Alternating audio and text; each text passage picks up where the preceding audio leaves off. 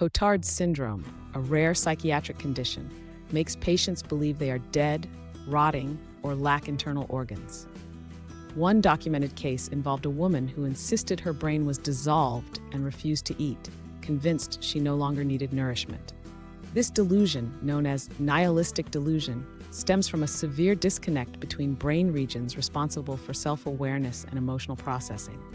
The syndrome often emerges after trauma or neurological damage, creating a horrifying subjective reality where patients perceive themselves as walking corpses. Neuroimaging studies reveal Cotard syndrome correlates with dysfunction in the prefrontal cortex and parietal lobe, areas critical for self-recognition and bodily awareness. Damage to these regions disrupts the brain's ability to integrate sensory information, leading to depersonalization, a feeling of detachment from one's body.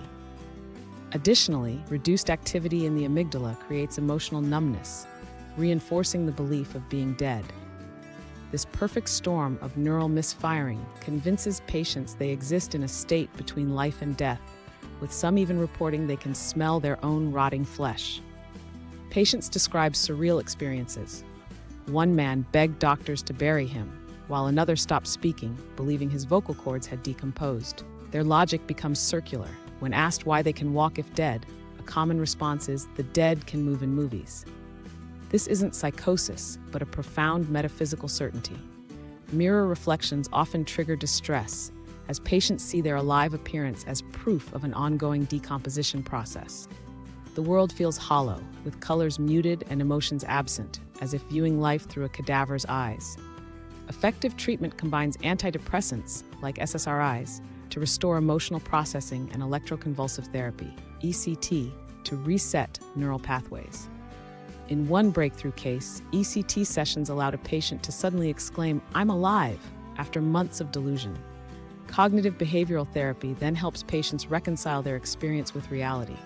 MRI-guided transcranial magnetic stimulation is also being tested to target specific malfunctioning areas. Recovery is possible, but often requires months of neurological rehabilitation to rebuild the brain's self-perception networks. Cotard syndrome challenges our fundamental concepts of consciousness and existence. If the brain can simulate death so convincingly, what does that say about the nature of reality? Philosophers compare it to a biological version of solipsism, where the mind becomes its own prison. Survivors often describe their recovery as being reborn, with newfound appreciation for sensory experiences.